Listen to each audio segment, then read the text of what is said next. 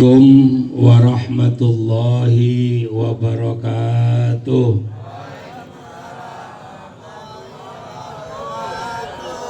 Alhamdulillahilladzi faddala ibna Adam bil ilmi wal amal.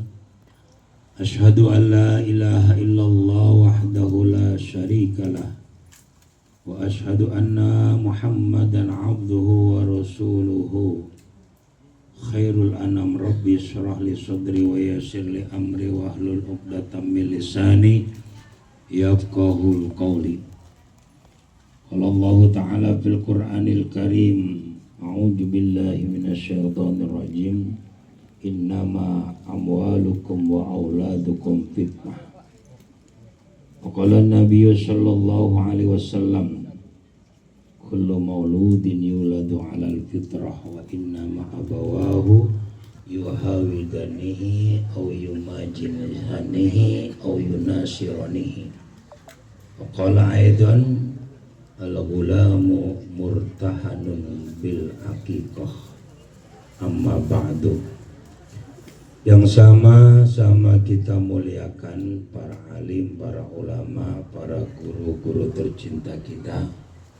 Khusus beliau pimpinan Majelis Taklim Ar-Ridho, guru kita Kiai Haji Rahmat RA, kita doakan beliau senantiasa selalu diberi kesehatan oleh Allah Subhanahu wa Ta'ala. Allah panjangkan umurnya dan tentunya diberikan keberkahan rezeki buat keluarga beliau, amin ya rabbal alamin. Saya hormati akhina billah Al-Ustaz Muhammad Ridho, Al-Ustaz Ali Barda, dan seluruh tim Hadrah.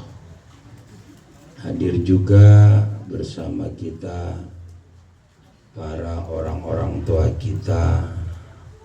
Hadir Bapak Haji Jamil, Bapak Haji Tukimin, Bapak Gaman.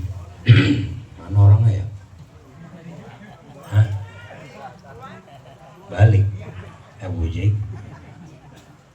Juga para ibu-ibu, para ustazah yang kalau acara malam ibu-ibu kita ngeliatin kuyup banget, kagak ada gairahnya pisan. Bapak, Ibu, hadirin hadirat yang dimuliakan Allah, terkhusus Sohibul Aqiqah, beliau Bapak Alexander beserta istri tercinta beliau Eksen Francisca, yang mana hari ini Allah Subhanahu wa Ta'ala titipkan ya putra yang mana akan dimintai pertanggungjawaban nanti di yaumil kiamah. Mudah-mudahan Bang Alexander beserta istri benar-benar bisa merawat dan menjaga titipan Allah sehingga menjadi penolongnya nanti di yaumil kiamah, amin ya rabbal alamin. Bapak Ibu hadirin yang dirahmati Allah, berbicara akikah, kalau menurut fikih dikatakan al-aqiqatu lughatan, bahwasannya akikah secara lughat yaitu asy'aru li ra'sil maulud, rambut yang ada di kepala anak yang dilahirkan. Di samping kita malam hari ini memperingati akikah, pada hakikatnya adalah memperingati akan diri kita semua. Artinya bahwa kita pernah dulu lahir. Kalau saya katakan pernah diakekain, orang Cilangkap macam-macam ya, ada yang diakekain, ada yang kagak. Permasalahannya pertama emang dulu belum ngerti ya, orang dulu Mungkin juga emang pas anak lahir lagi kagak gablek. ditanya, kadang-kadang kita nanya, wah saya udah diakekain belum? Au, ya kan? Kalau kita tanya lahir aja kita nggak tahu tanggalnya. Orang tua kita dulu kalau ditanya kapan lahir saya, wah lu lahir pas pohon durian sambar geledek. Tanda-tanda orang tua kita dulu kan begitu kalau nandain, ya kan? Wah ada itu tanggal, karena kalau orang tua kita rata-rata tanggal lahirnya nembak semua. Makanya ada yang lucu, kadang adik sama abang lahir bareng, padahal tuanya beda. Artinya apa Bapak Ibu? Mengingatkan kepada kita. Tuh, enaknya duduk di belakang oleh pada gayem. Ibu oleh pada gayem ya. Di depan mah kumacong, kumalu. Ya, depan Pak Ustadz Rahmat ku makan salah, ku kagak makan pengen. Ibu lagi ciplak. Tadi mah saya liatin lagi baca maulid sampai kayak ayam telok, lagi pada bengong ya. Alhamdulillah sekarang udah mulai kelihatan wajahnya. Ya, bahwasannya mengingatkan kepada kita, kita pernah dikandung, kita pernah dilahirkan, dan kita pernah ditimang-timang, bahkan digendong. Ya, kalau sekarang nggak ada bayi digendong di depan pintu, nggak ada bayi di ayunan di depan pintu. Kalau dulu mah rata-rata ya cukup hanya dengan membeli sarung panjang. Kalau sekarang mau bocah lahir modalnya banyak, karena pakai dorongan lah. Ya, apa namanya Bu dorongan? Hah? Stroller ya. Nah itu, kalau kita dulu boro-boro tiba suruh gelayutan depan rumah pakai bambu ditanam gegeriotan, beda tipis sama sarimin. Tahu sarimin kan? Nah, kita bahwasannya kita ketahui, no ada li bang Gaman kata pulang dari mana sih lu? No. Kalau yang atau balik siapa orang lagi jegir ya no. Dengar kali ini dipanggil. Bahwasannya apa, dalam kehidupan kita menemukan 3 peristiwa yang sangat sakral. Yang pertama adalah ketika kita lahir. Ini peristiwa sakral, perjuangan seorang ibu antara hidup dan mati. 9 bulan kita dikandung. 9 bulan pula ibu kita tidak merasa nyaman. Enggak pernah itu emak kita 9 bulan tidurnya kurep. Coba bayangin kalau orang lagi hamil tidur kurep. Nah udah kayak main kapal-kapalan kan begitu. Itu yang pertama. Ya, betapa beratnya mengandung wahnan ala wahnin. Dalam Al-Quran dikatakan sangat payah, sangat susah. Maka dari itulah baginda Rasul mengatakan ridallah fi ridal walidin, suhtullah fi suhtil walidin. Tidak ada alasan sedikit pun bagi kita sebagai seorang anak untuk tidak birrul walidin kepada kedua orang tua kita. Peristiwa sakral lahir di mana kita ketahui ketika mendengar lahir, bayi menangis, kita yang mendengar dan menyaksikan tersenyum dengan ucapan alhamdulillah, rasa syukur sebagai orang tua ya sangat luar biasa diberi titipan. Ya, dikatakan bahwasannya wa mal malu wal ahluna illa wada'i'u. Anak itu tidak lain hanya sekedar titipan. Yang namanya titipan ada yang dititipin, ada yang kagak. Itulah qada Allah.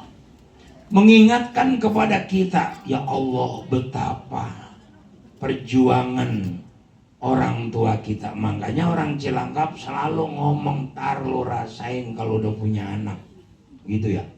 Orang tua kita dulu kalau ngomel kan begitu. Ntar kalau udah punya anak lu kerasa. Nah ini satu. Yang kedua adalah peristiwa yang sakral lagi, pernikahan. Yang ketiga kematian. Bapak Ibu yang dirahmati Allah, kalau berbicara akikah secara fikih ya, bahwasannya akikah itu adalah nebus, karena anak ini adalah barang gadaian. Makanya Nabi mengatakan al-ghulam murtahanun bil akikah, bahwasannya anak yang lahir atau bayi yang lahir itu adalah gadean. Kalau gadean kudu ditebus apa kagak? Nah, kalau kagak ditebus selamanya anak gadean. Namun menurut fikih, batas kita melakukan akikah itu adalah sampai anak kita itu balik. Ketika anak itu balik, ya kalau sudah balik, maka hukum akikahnya terjadi pada dirinya sendiri. Nah itu. Jadi sudah tidak kepada orang tua lagi. Seperti tadi kata Ustadz Ali Barda ya, Bu Ami, neneknya ya. Neneknya apa uanya? Hah? Nah gitu. Di sini tulisannya nenek kagak tapi huruf. Kalau uanya saya nyambung. Ya kan? Nah, neneknya diakaikan juga, cuman bedanya neneknya nggak ada yang gendong tadi. Ya kan? Kalau Azura Alesa atau kita panggil Alesa masih digendong, enak niatnya masih sedep. Coba dan neneknya bawa kemari gendong. Kira-kira bagaimana Pak? Lah bukan gunting, udah nggak pakai gunting kecil lagi, pakai gunting rumput. Ya. Akikah itu ketika anak ini sudah balik, maka akikah itu terjadi kepada dirinya sendiri. Ya, dalam fikih dikatakan famukhayyarun fin nafsihi wa tarku. Ya, boleh ditinggalkan, tapi ingat ya bahwasannya ada satu riwayat anak yang tidak diakikahi nanti tidak bisa mensyafaati orang tuanya. Nah, tentunya Bapak Ibu yang dirahmati Allah, Abang Alexander dan Mpok Eksen Francisca, bertemu ini orang Cilangkap namanya cakep banget tuh, ya kan? Biasanya orang Cilangkap namanya Saama, ya kan? Santai. Jarangnya ini bujuk buneng luar biasa, ini karena pergaulan Pak, makanya bergaul. Nanggok mulu, namanya sama punya emak Boni, ya kan? Nah itu. Bang Alexander beserta istri mempunyai kewajiban yang diperintahkan oleh baginda Rasul. Karena apa? Karena tadi wadiah, karena anak ini titipan. Maka karena titipan inilah orang tua wajib merawat, wajib menjaga. Maka dari situlah baginda Rasul mengetamakan, mengeluarkan satu hadisnya, hakul walad alal walid, haknya anak atas orang tua. Kalau haknya anak berarti kewajiban buat orang tua. Ya, ketika anak menuntut hak, maka orang tua menjalankan kewajibannya. Kewajiban yang pertama bagi orang tua yaitu ayuhsina ismahu ya wa adabahu. Orang tua mempunyai kewajiban memberikan nama yang baik, yang mengandung nilai positif, kebaikan. Karena apa? Al ismu ad-du'a. Ya, nama itu adalah doa. Alhamdulillah 90 kemariin orang Cilangkap namanya cakep-cakep. Karena udah banyak guru, udah pada ngaji. Nah, tapi kita lihat 80 ke belakang sampai 70, 60, silakan lihat di Kober. Bagaimana nama orang Cilangkap. Betul? Kira-kira ada yang cakep apa kagak? Kagak. Karena apa? Ilmunya masih kurang, guru masih jarang. Yang ketiga, kagak mau ribet. Ya kan? Orang Betawi kalau ngasih nama nggak mau ribet, cukup nandain hari lahir. Betul kan? Boni lahir hari Rebo. Betul? Lakinya Misan lahir hari Kamis. Rebo, Kemis. Punya adik ya lahirnya Sabtu, Tui. Udah bener kan? Boni, Misan, Tui. Tui bapaknya kan? Bapaknya siapa itu? Si Linda ya? Nah, iya, karena lahirnya hari Sabtu. Tuh, punya anak Saama. Lahirnya Selasa. Kalau gak percaya tanya aja. Dia kalau dibilangin, jadi kagak percaya ini orang ya. Boni Rebo, Misan Kemis, punya anak Saama, jadinya Selasa. Kalau satu tuh cakepan dikit, adanya sama Wiladatika. Ya, kan ada tuh adanya sama Wiladatika. Itu bukan ngikutin hari, karena bapaknya lagi dagang duren di taman bunga. Taman bunga Wiladatika. Makanya sama Bang Misan Kodes dinamain Wiladatika. Bukan karena hari, karena dia tiap hari ngiatin tulisan itu Wiladatika, lahir di tahun Wiladatika. Al-ismu ad-du'a, nama itu doa. Tuh, alhamdulillah kemari-kemari, apalagi ini saya dari tadi saya baca ribet amat ini bacanya ya. Azura Alesa absen. Ya, bukan absen, kalau absen mah hadir. Ini pakai F ya. Nah ini, nggak tahu udah tanya bapaknya Bang Alexander artinya apa. Yang jelas mempunyai makna. Karena apa? Karena anak itu adalah apa? Kepanjangan, karena nama itu adalah doa. Namun Bapak Ibu yang dirahmati Allah, di dalam memberi nama ada kalanya bermakna, ada kalanya tafaul.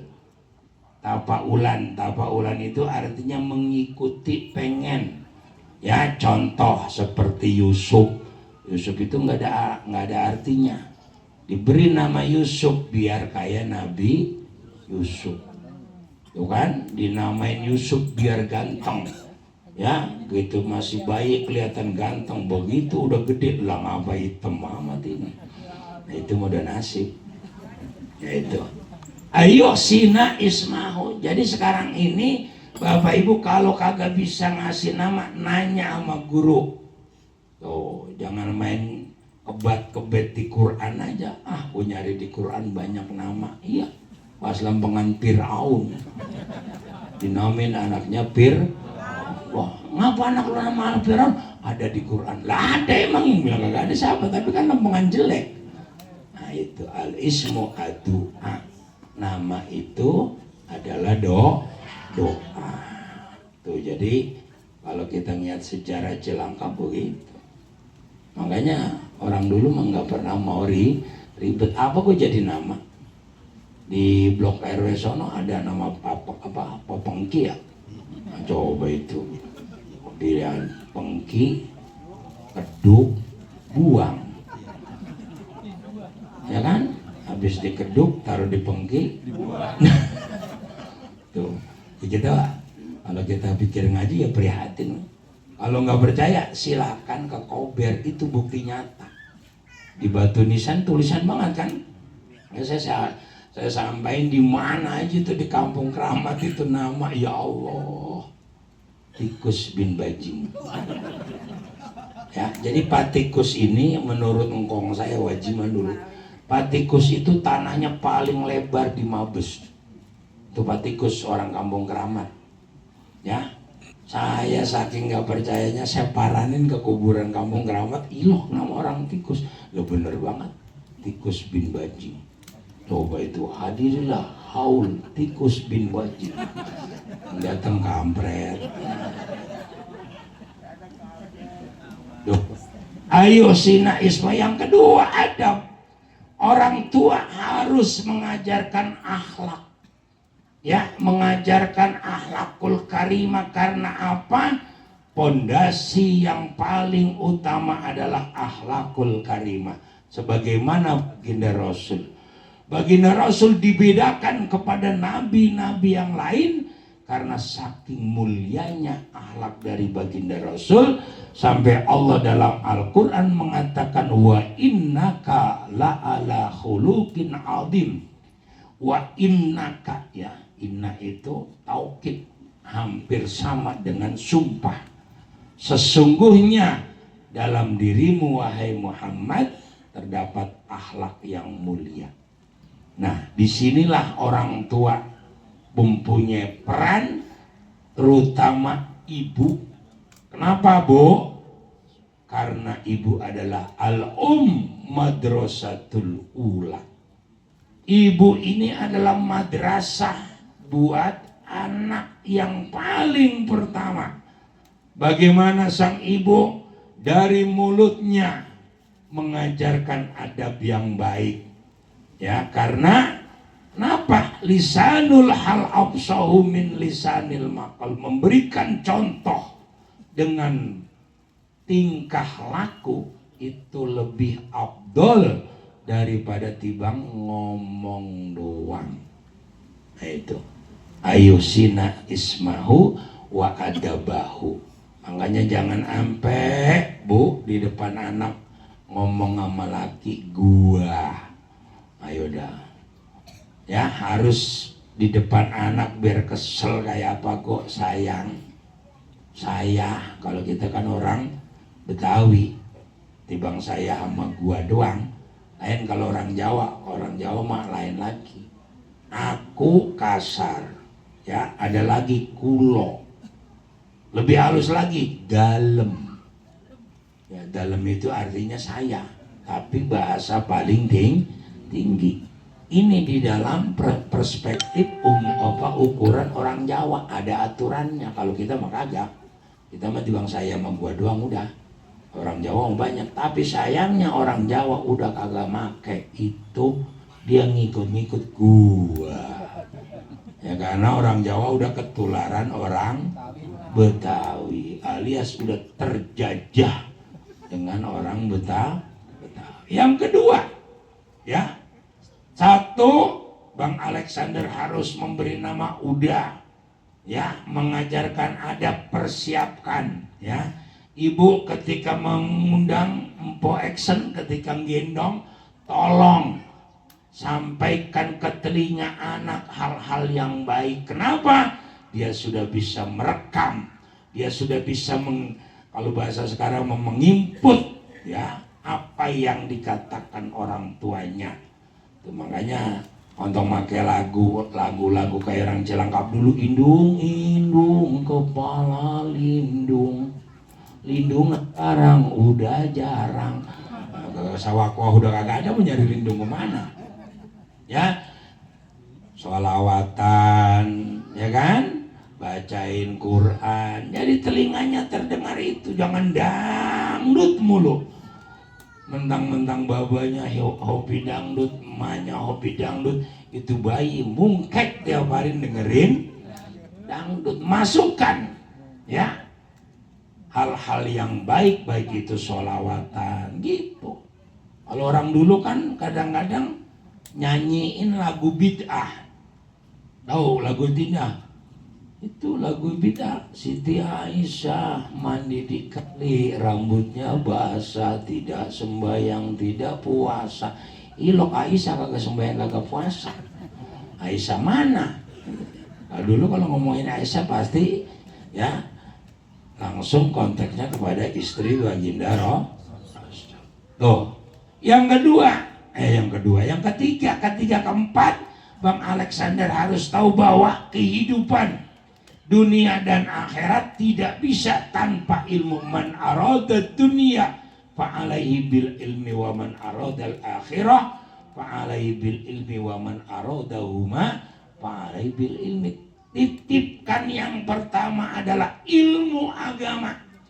Ajarkan akidah, ajarkan muamalah, ajarkan bacaan-bacaan tajwid dan sebagainya, karena ilmu agama menjadi pondasi kuat bagaimana seorang anak mempunyai rem dalam dirinya. Tuh, penting pertama itu adalah ilmu agama. Ajarkan dia akan Islam, ajarkan dia akan rukun iman. Kadang-kadang kita nyepelein, enggak bilangin. Kenapa? Karena apa? Kita ketahui belajar di waktu kecil itu sudah hak mutlak. Kalau kita belajar udah tua, bagaikan mengukis di atas air, kan itu ada lagunya. Belajar di waktu kecil bagaikan mengukir di atas menancap dalam diri anak kalau dari masih muda. Kalau udah tua mengaji, khusyuk banget dengerin. Begitu sampai rumah ditanya bininya, "Bang, tadi ngaji apaan?" Gue lupa. Coba itu. Ya emang itu udah menjadi hak daripada anak atau manusia, bahwa kita al-insan mahalul tawanisyan, itu tempat yang menempel kepada kita. Jadi bagaimana dasar ilmu agama kudu ngaji? Kenapa? Tadi sebetulnya yang berhak dan harus mengajarkan itu orang tua. Karena orang tua tidak mampu dengan waktunya, dengan kondisinya, titipkan kepada saya lapar pada diem ya. Titipkan kepada Nah iya ngomong nih jadi kayak ayam telo agak kayak bengongnya ya tinggal mati doang ini mah. Aram telo kalau udah berak kapur ya udah kagak lama lagi tuh. Nah iya lagi telok. Titipkan kepada guru. Dengan demikian kewajiban perintah dari Nabi kepada kita gugur. Dengan apa? Dengan kita titipkan kepada guru. Umanaya orang sekarang kagak kayak dulu. Dulu di Cilangkap nitipin kambing ngomong maruk ya. Misal saya Bang Ali, saya nitip kambing nih, ntar kalau anak kedua kita atu-atu, kan begitu. Itu namanya Maro kan? Kambing. Nitipin kambing aja ngomong, nitipin anak kagak ngomong. Kalau nitipin anak kagak ngomong berarti lebih-lebihan daripada itu, tahu. Nah, kalau anaknya kambing, babanya bandot, ya kan? Nah, itu harus ngomong. Kenapa? Hak perwakilan atau hak yang diberikan yang diperintahkan oleh baginda Rasul kepada orang tua gugur dengan kita mengatakan, "Pak Ustadz, saya nitip anak saya, tolong ajarin sepenuhnya, saya serahkan." Kalau kata orang Jawa, pasrah bong. Nggak bisa nerusin ini. Pasrah bong. Ya, Pak RT bengong aja. Pak RT Wahab bengong, Pak RT Kosasi bengong. Pasrah bongkoan. Pasrah bongkoan itu apa Bapak Ibu? Menyerahkan sepenuhnya dari ujung kaki sampai ujung rambut, serahin nama guru. Karena tidak ada guru yang tidak pengen muridnya tidak sukses. Cuman sekarang aja di framing, ya kan? Guru ngaji di pojokan, kiai pesantren di pojokan. Emang zaman udah edan. Ya, kalau tidak ada pesantren tidak ada Indonesia. Pesantren lebih dulu muncul zaman Sunan Ampel, pertama kali ada pesantren. Lah sekarang dijelek-jelekin, ya kan? Kiai dijelek-jelekin. Nah itu karena apa? Ada misi besar ya daripada para Wahabi, orang di luar kita tuh mengajarkan ilmu agama. Setelah mengajarkan ilmu agama, tentunya ilmu kehidupan pun harus diajarkan. Pendidikan umum penting saat ini. Ya, bukan pendidikan agama doang, pendidikan umum juga harus diikuti. Nah, selanjutnya kewajiban orang tua kemudian adalah ayyurzokohu illa thayyiban. Tidak memberikan makan ataupun minuman kepada seorang anak kecuali yang halal, kecuali yang baik. Karena apa? Daging yang akan tercipta dari makanan akan menumbuhkan efek baik dan buruk buat seorang anak. Ini kewajiban orang tua, ya. Dan terakhir, ya, kewajiban orang tua adalah menjadi uswah, contoh, uswatun hasanah. Dalam rumah tangga, bapak adalah imam, ibu adalah makmum. Makanya ibu bagian ngingetin imam kalau imam lupa. Ibu bagian ngingetinnya lempengan mana, Bu? Bu, lempengan mana ngingetin suami? Nah, lempengan tanggal tua, uang belanja habis, kreditan udah mulai bayar, itu doang. Coba seorang ibu ngingetin di malam hari jam 3 pagi, ya, bisikan di kuping suami, di telinga suami, tiup pelan-pelan, abangku sayang, ayo kita tahajud. Masya Allah, ada nggak Pak bini begitu? Kata bapak-bapak kagak, ibu-ibu ada. Yang bener yang mana nih? Bu, pernah nggak jam 3 pagi bangunin laki? Ngapain? Minta diantar ke kamar mandi? Mampus. Loh, mengingatkan kepada imam, bang, ayo kita tahajud bareng. Indah apa enggak, Bu? Ibu begitu apa kagak? Hah? Au ini mah di bang pagi doang. Bang apa? Kita ke agro nyok senam, mampus kalian ke agro yang ngajak. Urusan seperti itu tugas makmum. Bang ngaji, bang baca Quran, ya kan? Bang paketan habis modal nek. Ya, makmum itu punya tugas mengingatkan imam. Hati suami kita, Bu, tidak terbuat dari batu, ya kan? Imam Ibnu Hajar Al-Haytami bisa menjadi imamul hadis karena batu. Mondok bertahun-tahun kagak bisa pulang. Begitu berhenti hujan, dia neduh di gua, dia liatin itu batu ditetesin air sampai celong. Ya, akhirnya dia berpikir, hatiku tidak sekeras batu karena sering ditetesin. Tuh, makanya ibu kalau malam jam 3 tetesin tuh laki. Bu, berani nggak? Jam 3 pagi laki lagi tidur, tetesin matanya. Ya elah, sini doang berani. Bang, kenapa? Berangkat dari keistiqomahan ibu untuk mengingatkan, lama-lama hati suami pun lunak. Coba, saya mau tanya Pak, enak nggak Pak Bapak sholat? Boleh jamaah sholat tahajud? Boleh. Untuk litaklim, untuk membiasakan. Bapak imam, ibu di belakang, kira-kira indah nggak hidup? Indah. Masya Allah. Bu, ibu di belakang, bapak di depan jadi imam tahajud bareng, nikmat apa kagak? Biar kata beras kagak kerasa itu. Betul nggak? Lah coba bapak lagi tahajud, bini kerak krok ngorok. Coba kira-kira enak Pak? Lah ngeselin, buset, nenek-nenek udah ngorok, ngiler. Nah ilah tuh ketek kemana-mana. Coba itu, makanya jadilah makmum yang selalu mengindahkan buat imam. Ibu bangunin jam 3 pagi jangan masih kumus. Ibu bangunin jam 3 udah rapi, udah pakai mengkena, udah wangi. Bang, ayo kita tahajud. Masya Allah. Biar kata nggak punya duit, ala bidzikrillahi tatmainnul qulub. Hati kita, ketenangan hati, bukan karena duit tapi karena kita dekat dengan Allah. Mudah-mudahan ibu-ibu bentar malam bangunin semuanya.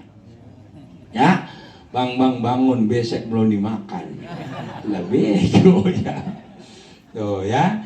Jadi dalam rumah tangga akan timbul sakinah, mawaddah, warahmah ketika kita bareng-bareng lapor kepada Allah, bareng lapor kepada Tuhan. Ketika kita lapor bareng, ngapain bareng? Kita mau ribut, gue malu sama Allah. Kenapa?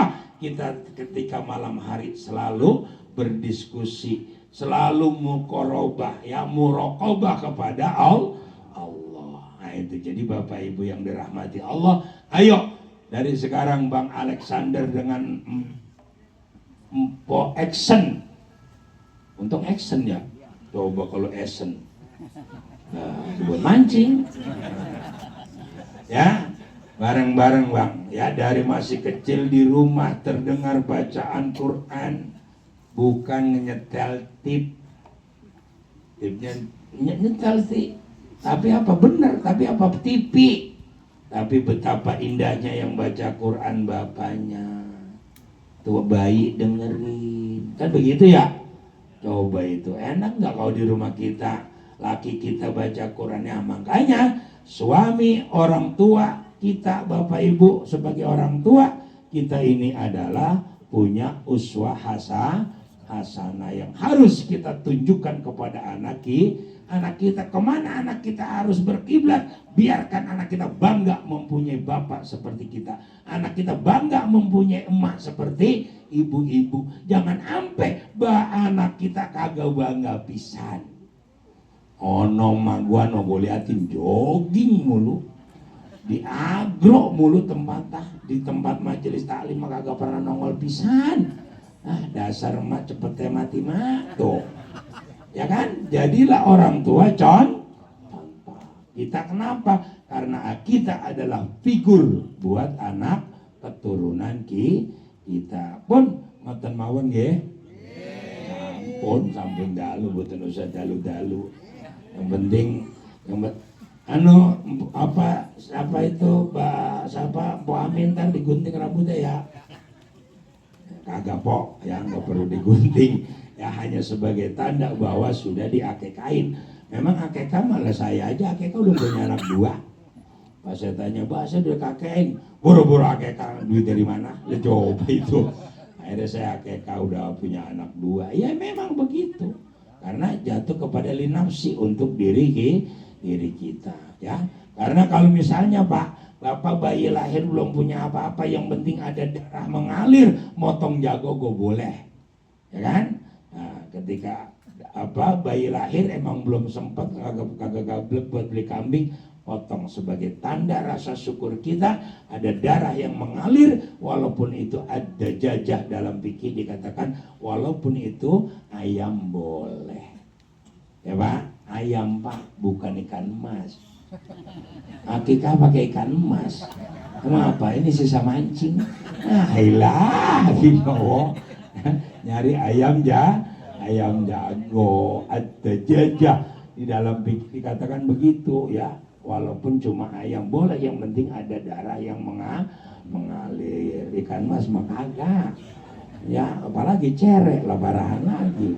Turun dibetok, lama-lama doklik. Nah itu ya. Nah itu. Jadi Bapak Ibu sekalian, syukur ya daripada Bang Alexander, kita doakan mudah-mudahan putri beliau ini dijadikan wanita yang solehah, ya, muti'atan lillah, taat kepada Allah, taat kepada Rasul, taat kepada kedua orang tuanya, dan tentunya menjadi syafaatnya nanti di yaumil kiamah. Amin ya robbal alamin. Itu saja, mudah-mudahan akikah mengingatkan kepada kita bahwa kita punya tanggung jawab besar, kita punya utang besar, kita punya utang jasa sama orang tua kita yang tidak pernah kita bisa balas.